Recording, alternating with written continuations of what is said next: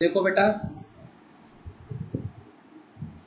अभी अपना एक्सरसाइज 4.1 का सेकंड क्वेश्चन करने जा रहे हैं। ठीक है, सेकंड क्वेश्चन का फर्स्ट पार्ट क्या बोल रहा है? एक रेक्टेंगुलर प्लॉट है जिसका एरिया कितना दिया है, 528 meter square. The length of the plot in meter is more than twice its breadth. Length जो है वो ब्रेथ के डबल से एक ज्यादा है, तो find the length and breadth of the plot. आपको सिर्फ यहाँ इक्वेशन बनानी है, लेंथ और ब्रेथ अभी फाइंड नहीं करनी है, सिर्फ इक्वेशन बनाकर देनी है। नहीं, तो the area of a rectangular plot is 528 meter square, ये हमें दिया हुआ है। कह रहा लेंथ जो है वो ब्रेथ के डबल से। देखो लेंथ के बारे में हमें क्या बोला बच्चों, अगर हम यहाँ देखें गौर से, हमें जो लेंथ के बारे में बोला, तो यहाँ पे हमें लेंथ के बारे में अच्छी खासी हिंट दे दी गई। ठीक है, अगर आप देखोगे गौर से, गेट टू नो कि आपको लेंथ के बारे में एक अच्छी खासी हिंट दी है कि वो डबल है, डबल ब्रेथ के डबल से एक ज्यादा है, ब्रेथ के डबल से एक ज्यादा।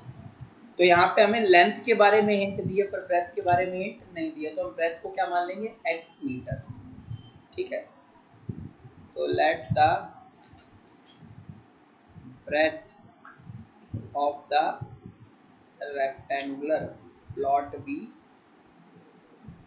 x meter. ठीक है, तो लेंथ देखो, लेंथ के बारे में बोला है 1 मोर देन ट्वाइस इट्स ब्रेथ।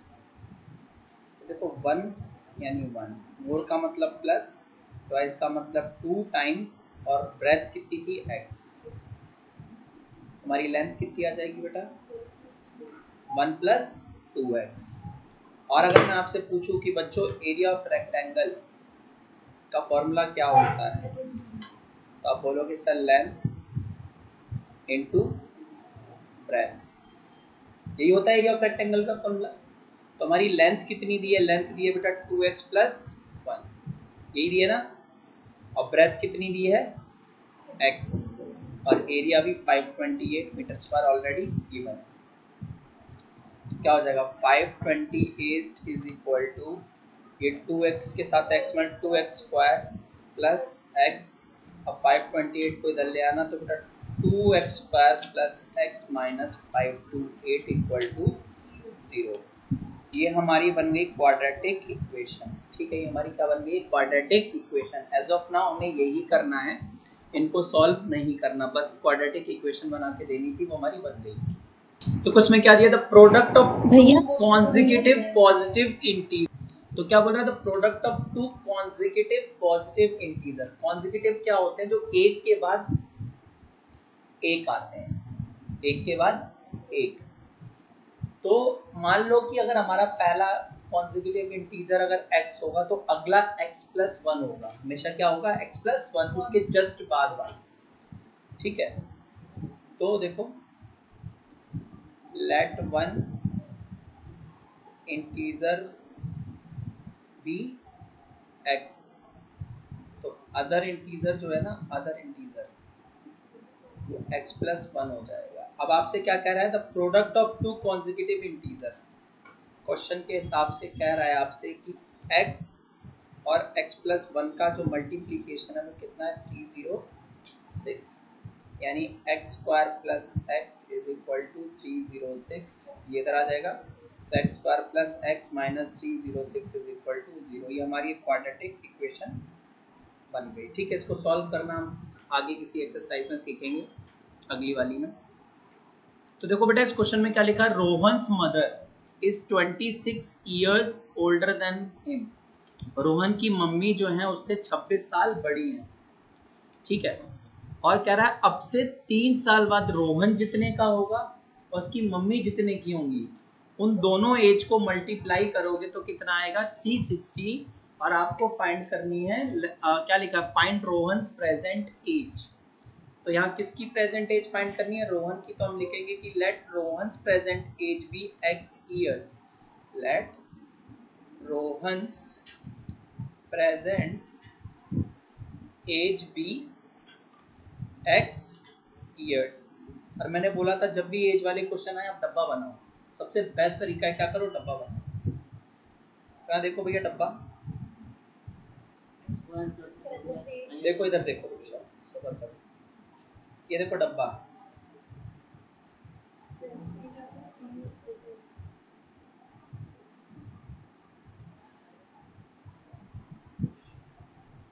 इधर अपन कंडीशंस लिखेंगे। क्या कंडीशंस देखी जा रही हैं, इधर रोहन, इधर उसकी मम्मी, इधर अगर कोई इक्वेशन या रिलेशन बन रहा है तो ठीक है। तो देखो इधर पहले प्रेजेंट एज का, प्रेजेंट एज रोहन कितने का है x, और उसकी मम्मी उससे 26 ईयर्स बड़ी है, मतलब x + 26। ठीक है, समझ में आ गई बात। अब अगला है after 3 years, after 3 years from now, अब से 3 साल बाद। तो रोहन अगर आज x का था तो अब से 3 साल बाद x + 3 का हो जाएगा। उसकी मम्मी अगर आज x + 26 की है तो 3 साल और ऐड कर दो, तो x + 29। 3 साल बाद उसकी मम्मी की एज क्या हो जाएगी, x + 29। समझ में आ गई। अब हमसे क्वेश्चन में ये कहा है, ठीक है, क्वेश्चन में ये कहा है कि अकॉर्डिंग टू क्वेश्चन कि 3 साल बाद रोहन जितनी एज का था वो और उसकी मम्मी जितनी एज की थी वो, उनको मल्टीप्लाई करो तो आपको कितना मिलेगा, 360। उनको मल्टीप्लाई करके कितना मिलेगा बच्चों, 360। 3 साल बाद दोनों की उम्र जो है उसका प्रोडक्ट कितना है, 360। तो अगर मैं इस क्वाड्रेटिक इक्वेशन को सॉल्व करूंगा ना तो ये बन जाएगा x² plus 2x plus 87 is equal to 360। तो x² plus 32x plus 87 minus 360 equal to 0। तो देखो बेटा ये आ जाएगा आपका x² plus 32x minus 273 equal to 0। ये आपकी क्वाड्रेटिक इक्वेशन तैयार हो गई। आई होप समझ में आ गया होगा सभी को। ठीक है, तो एज वाले क्वेश्चन हमेशा डब्बा बना के करो, बहुत फायदे में रहोगे। ठीक है, तो a train travels a distance of 480 kilometer at a uniform speed. एक ट्रेन को कितना डिस्टेंस कवर करना है, 480 किलोमीटर। डिस्टेंस, तो distance to be covered, distance to be covered, distance covered 480 kilometer. कितना डिस्टेंस कवर करना है, 480 किलोमीटर। कह रहा है if the speed had been 8 kilometer per hour less, अगर स्पीड को हम 8 किलोमीटर प्रति घंटा और घटा दें, अगर मान लो मेरी गाड़ी 50 की स्पीड से चल रही है तो मैं 8 kmph और घटा दूं तो 42 हो जाएगी। तो वैसे ही कह रहा है जिस भी स्पीड से ट्रेन चल रही है उस स्पीड में से 8 किलोमीटर पर आवर और लेस कर दूं तो अब गाड़ी 3 घंटा और ज्यादा लेगी। ऑब्वियस सी बात है, गाड़ी की स्पीड बढ़ाओगे टाइम कम हो जाएगा और स्पीड घटाओगे तो टाइम ज्यादा लगेगा। तो कितना ज्यादा लग रहा है, 3 घंटा। कितना ज्यादा लग रहा है, 3 घंटा। बात समझ में आ गई। तो यहाँ देखो बेटा सुनो, तो we need to find the speed of the train. हमें ओरिजिनल स्पीड का पता लगाना है। तो पहले तो लिखो कि let the original speed of train, original speed of train be कितना, x किलोमीटर पर आवर। ठीक है, x किलोमीटर पर आवर। समझ में आ गई बात। अब यहाँ हमारे पास दो केस है बेटा, अब केस 1 और केस 2। केस 1 में डिस्टेंस है वही सेम 480 किलोमीटर और गाड़ी की स्पीड कितनी है, x किलोमीटर। कितनी स्पीड है, x kilometer per our. Case 2 में डिस्टेंस उसको भी 480 किलोमीटर कवर करना है, पर इस केस में जब स्पीड केस 2 में क्या किया, speed reduced by 8 kilometer per our. तो यहाँ स्पीड कितनी हो जाएगी, मान लो मेरी गाड़ी पहले x से जा रही थी, अब 8 कम कर दोगे तो x minus 8 kilometer per our हो जाएगी। यही होगा। अब तुम सबको पता है टाइम का फॉर्मूला क्या होता है, डिस्टेंस अपॉन स्पीड। स्पीड। तो देखो इस केस में जो टाइम लग रहा है इसको t1 मान लेते हैं। तो t1 क्या होगा, डिस्टेंस 480 अपॉन में स्पीड x, और इस केस में जो टाइम लगेगा केस 2 में उसको t2 मान लेते हैं, ये हो जाएगा 480 अपॉन में x माइनस 8। अब जो समझा रहा हूँ ना बहुत प्यार से समझना।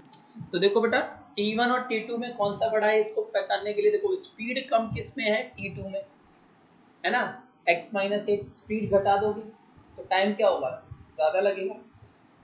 तो कह रहा है कि t2 माइनस t1 3 घंटे का डिफरेंस है। कितने घंटे का डिफरेंस है, 3 घंटे का। कह रहा है कि मतलब मान लो कि अगर t2 में हमारा जितना भी टाइम लग रहा है और t1 में जितना भी टाइम लग रहा है, दोनों को माइनस करो तो 3 घंटे का फर्क आता है। कितने घंटे का फर्क आता है, 3 घंटे का। बोला ना कि अगर स्पीड को x माइनस 8 कर देते हो तो 3 आवर्स मोर लगेंगे, 3 घंटे ज्यादा लगेंगे। ठीक है, तो हमने इसीलिए क्या किया कि t2 में से t1 घटा दिया। तो कितना डिफरेंस आएगा दोनों टाइमिंग में, 3 घंटे का। दोनों टाइमिंग में कितने का आएगा, 3 घंटे का डिफरेंस आएगा। तो देखो बेटा t2 कितना है, 480 x माइनस 8 माइनस 480 अपॉन में x इज इक्वल टू 3। याद रखना कि t2 में से ही t1 निकलेगा क्योंकि t2 बड़ा है। उल्टी इक्वेशन मत बना के आ जाना। कई बार बच्चे क्या होते हैं ना, 480 अपॉन में x को माइनस करते हैं 480 x माइनस 8। इसके लिए मैं अभी कॉन्सेप्ट समझाने वाला हूँ। ठीक है, पहले ये समझ लो। तो हमारी इक्वेशन कैसे बनेगी, देखो 480 ये वाला x इधर चला जाएगा, मल्टीप्लाई हो जाएगा जाके। ठीक है, x माइनस 480 और ये जो x माइनस 8 था वो इधर चला जाएगा, x माइनस 8, और ये आपस में दोनों क्या हो जाएंगे, मल्टीप्लाई। इसको क्या बोलते हैं, एलसीएम लेना। ठीक है, ये हमने क्या कर दिया, एलसीएम क्रॉस में ले लिया। जो इसके नीचे था वो ऊपर भेज दिया उसके, और जो इसके पहले वाले के नीचे था दूसरे वाले के साथ मल्टीप्लाई कर दिया और दोनों को आपस में मल्टीप्लाई कर दिया। तो अगर मैं इसको सॉल्व करूंगा तो देखो क्या आ जाएगा, 480x माइनस 480x और minus minus plus 3840 equal to नीचे का x माइनस 8 डिवाइड में था, उधर 3 के साथ जाके क्या हो जाएगा, मल्टीप्लाई। समझ में आ रही है बात, 3 के साथ क्या हो जाएगा जाके, मल्टीप्लाई। जिसको नहीं समझ आ रहा है तो मैं एक स्टेप बढ़ा देता हूँ, कोई दिक्कत नहीं है, आप लोग कंफ्यूज मत हो जाओ बस। तो नीचे वाला हम आपस में मल्टीप्लाई कर लेते हैं। ये बन गया मेरा एक्स स्क्वायर माइनस 8x। ठीक है, अब 480x से ही कट जाएगा नहीं।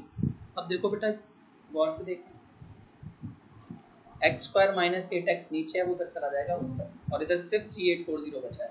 तो 3840 is equal to 3 times X square minus 8x। अब मुझे पता है कि ये 3 अगर मैं उसके नीचे भेजूँ तो उसको डिवाइड कर देगा। क्या कर देगा, डिवाइड। अगर आपसे डिवाइड नहीं होता तो आप 3 को एक्स स्क्वायर से भी मल्टीप्लाई करोगे और 8x से भी मल्टीप्लाई करोगे। ठीक है, लेकिन मुझे पता है कि डिवाइड हो जाएगा। मुझे कैसे पता है, तो देखो 3 प्लस 8 प्लस 4 प्लस 0 15 आता है, 15 3 से डिवाइड हो जाता है। ठीक है, ये 3 का डिविजिबिलिटी चाहिए तो ऐसे पता है, या मेरे को टेबल आते हैं तो ऐसे पता है।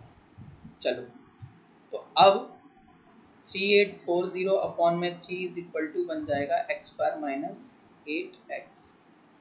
काटोगे तो 1280 is equal to X square minus 8x।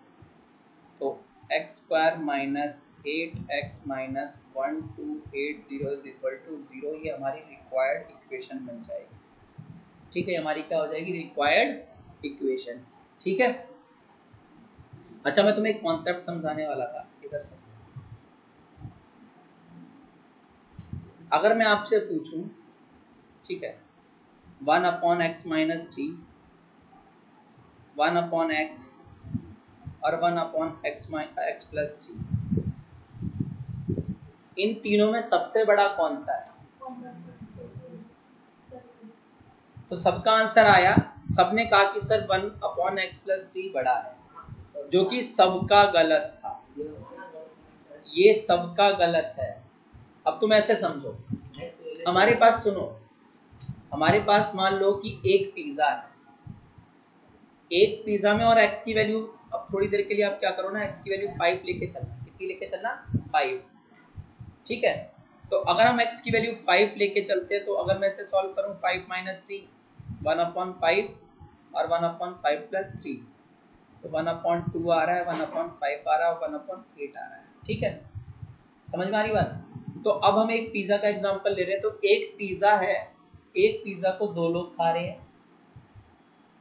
ठीक है, एक पिज्जा को 2 लोग खा रहे हैं, उसी पिज्जा को 5 लोग खा रहे हैं, उसी पिज्जा को 8 लोग खा रहे हैं। तो ज्यादा बड़ा वाला पोर्शन कौन से केस में मिलेगा?